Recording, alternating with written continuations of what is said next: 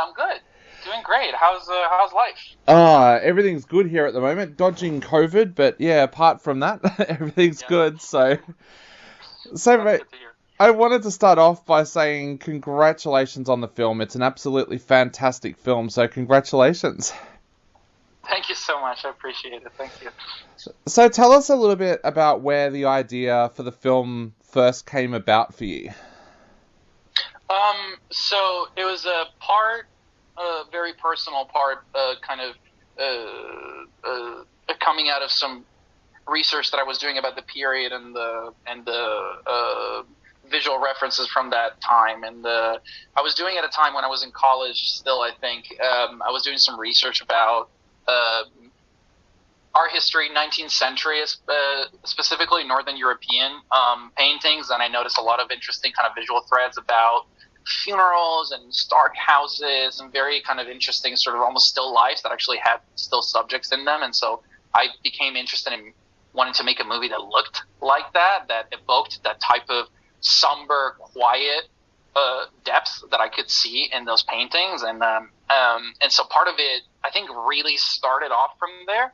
And then on a more personal level, having grown up in Italy in a very kind of Catholic environment with a Christian upbringing and whatnot, I sort of wanted to expose what I find pretty frustrating about religion and a certain way of looking at it, which is, to sort of promote Catholicism and Christianity as a kind of philosophies of inclusivity, when a lot of the time I find them to be actually pretty exclusive, unfortunately. They kind of ask you to fit in a box to be accepted and to be loved. And I wanted to confront that, and I wanted to go back to some of the things that I was taught and told as positives, and actually shed a light on what they do to people and what they do to young women like Mary and Eleanor in my story. So a little bit of this and a little bit of that. That also touches in for me personally as well. I grew up in a religious family, and then I found when I started to take an interest in certain kinds of music and things like that, I started to be excluded from that. How difficult was that for you to go through, but also to put down in a script like this? Or was it something that you actually found quite cathartic to share your own feelings and put them down on paper? Well, so for me, it was actually like it's a little strange for me, because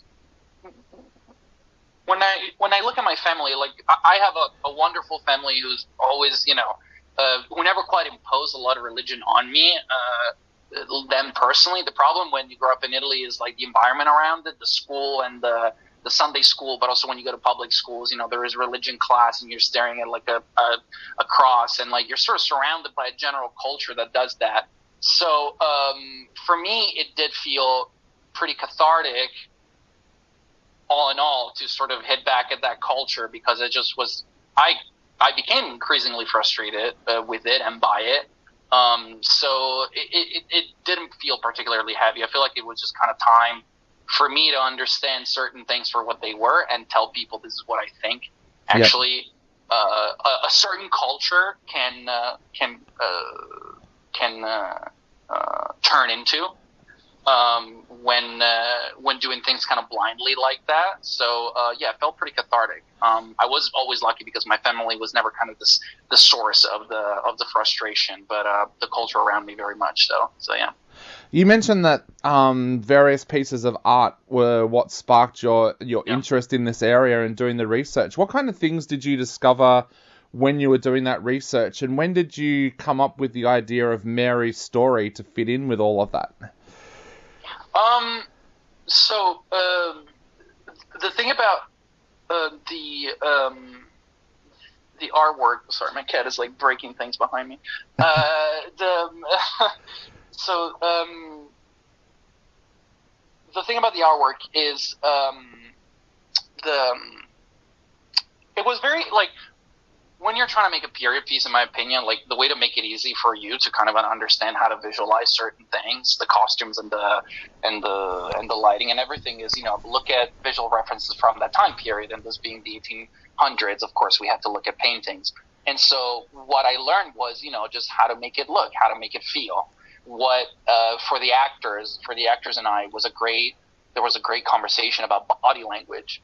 like how would a woman around that time period, how would she be forced to like physically behave, like in what kind of position, almost like to be when she was standing, unfortunately. And so that was all sorts of things that I learned. And as far as Mary's story, a little bit of it is like the beauty of kind of something that comes about and you don't really know where it's coming from. I felt very called by, like I said, my desire to expose a certain culture that I've seen, that I've been around, and kind of her story came natural, and like a lot of other influences from reading folklore and kind of mythology and whatnot that fit into the book really well. So yeah, it was a little bit of a mashup of those things. I mentioned in my review for the film as well that this film, and this is before I knew your motivation for it, was that this film feels like you're looking at artwork. Tell us a little bit about how you and your cinematographer went about getting that look where this feels like you're looking at a piece of art on a wall. Yes. Can you give me just 1 second? Sorry. Yep. I gotta stop this noise that's coming. What are you doing? Phil? It's all right. I've got 3 cats here as well, so I'm used to it. So it was like I'm trying to talk about 19th century art, and I hear this continuous scratching. It just a little too hard for my tiny brain. So for David Crude and I, my cinematographer, it was always about what you cannot see is just important as what you can see in this movie. It being a horror piece, it being a film set in a time period where people only had candles to look through a dark room. And so for us, it was really just trying to replicate what the feeling of those paintings give you. And for me, like, the thing that I love about it is how sharp the shadows are and how there's always a dark corner in it, because when you only have candlelight, you just only have candlelight to see, and there's so much that's hidden from sight. And so we approached it that way. It's like we were trying to design the shadows just as much as the light, which is a little bit of it's kind of a fun process that's slightly a reverse of what you generally do. And yeah, I mean, when you look at paintings, I mean, you don't need to know it's something it's just all you need to look at, in my opinion, because they are beautiful. They're very sharp, and if you're going for a time period, you should make your life easy and just see what would that have looked like. And of course, we don't have photos, so paintings were the way to go. But yeah, definitely a nice kind of work with the shadows and kind of keeping things from sight just as much as putting them before sight. Yeah. Using the shadows and using the light like that as well, does that cause problems for you as a filmmaker? Like, does it take it longer to set up each shot than, say, if you just went out onto the street and set up a camera and shot 2 actors? Is that something that you would do again? And what kind of problems did that cause for you as a filmmaker? One, yes, I would do it again, absolutely, because I think my cinematographer created a beautiful looking movie out of my script, so I would love to work like that again and with him again. And actually, I mean, he will tell you probably the same thing, but it made everything kind of much easier. I mean, filmmaking is like you kind of are getting away with murder when you don't have too much money, and like you're framing a corner because you like it, but also because there's trash here and there's the airport is over there, and so like you gotta sort of frame what you have before you. Putting a lot of shadows kind of takes care of the job for you. At that point, all the actors too, they are stepping into light rather than us lighting for them, and so it allows them to slip into their performance much more quickly and easily. It actually took away a lot of the problems. We had less light sources to deal with. It became a little too dark in certain places, and we just had to maybe supplement. But in my opinion, it just makes it kind of easier. I think crafting light out of darkness is much it's more difficult, I think, than what we were doing, because we were really embracing the darkness and sort of lighting spots in the scene and placing the actors in it, and they really liked it because they needed to feel like that's the type of house they were living in, and we were giving it to them. So yeah.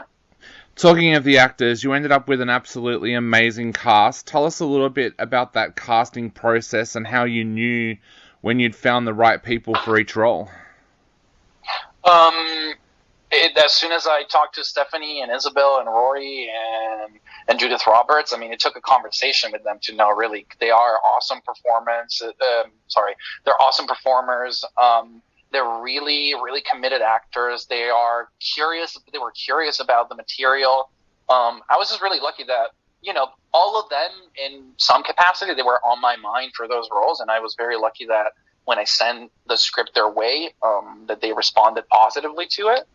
And they were great, you know, they kind of were ready to get into the trenches with me and make a movie in 15 days and 15 degrees Fahrenheit in the winter. And they loved working on their accents and on having the heavy costumes and kind of seeing and not seeing things at the same time. So it's awesome to find that level of talent that meets such an outstanding patience and kind of desire and just a great degree of professionalism. So, yeah, I'm a lucky guy, for sure. 15 days is a very, very quick shoot. How much pressure did that put you all under? All the pressure. Yeah. All the pressure that exists. Because, I mean, that paired with, you know, it's your first movie, so the pressure that comes self-imposed is also a lot. It was tough. I mean, it was tough, and some things we didn't quite get to shoot them getting more angles than we wanted sometimes, but it's, once again, you know, filmmaking is a matter of getting away with murder. Like, you've gotta, once you know that you're shooting in 15 days, you ask yourself, okay, how to make them count, and what good can come from this? And the thing that was good about it is that, you know, it's a very still movie, it's very painterly, and you become very purposeful about your shots. You learn to be purposeful about your shots. And it was a lot of pressure, a lot of sweat, a lot of sleepless nights, and but it kind of worked out. You know, I wouldn't change the process if I could go back in time, for sure. Definitely. Well, Edoardo, we're running out of time very, very quickly, but I wanted to ask before I go, how do you feel now that the film is about to come out on Shudder? Are you nervous or excited? I think one has to be nervous and excited in equal measure. I'm mostly excited now. You know, I'm grateful that we got to work with such a wonderful distributor, such as Shudder. I'm a little bit nervous to see it come into the world, but at the same time, you know, I'm very relieved, and I'm just so thrilled for people to get to see it. Films are an open conversation, and when your movie comes out, you finally get to have it. So yeah, I'm super happy. Awesome. And what would you like to say to everybody out there before they sit down to watch the film? Keep your lights on. Definitely. Well, Edoardo, thank you so much for taking the time to chat to us. It's been an absolute privilege chatting to you, and I can't wait to see your next film as well.